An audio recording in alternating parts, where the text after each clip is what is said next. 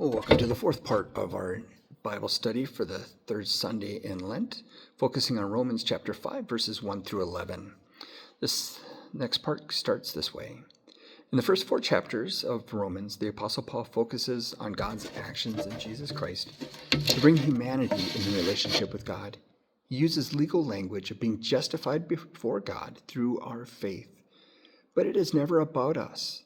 Rather, it is about God who is gracious and full of mercy, one who extends a love beyond words towards humanity. Yet Paul attempts to do the impossible, to find the words to articulate God's actions in Christ, as well as our appropriate response of faith.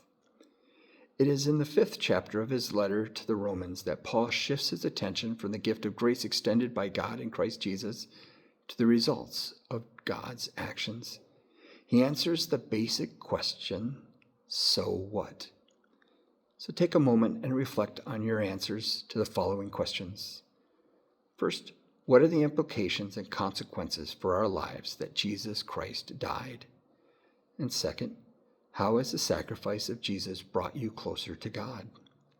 Take a moment and answer those in the comments if you don't mind.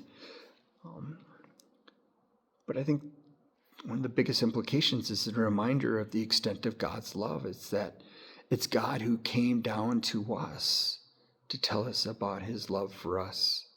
In some ways, I almost picture it as when you're dealing with a young child, a 2-year-old, a toddler, and you kneel down to be at their eye level, to have a talk with them, to see them face to face.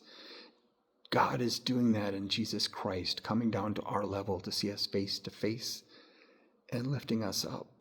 The sacrifice of God is to say that he is here with us, that he is doing the work to lift us up, to make us right in relationship with him. Because we always tend to go our own way and wander and get it wrong. And God here is saying that through Jesus, he's doing the work, so it is done right.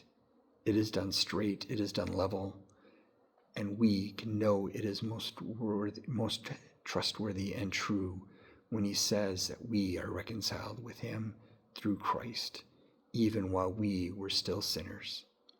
Again, thank you for joining us.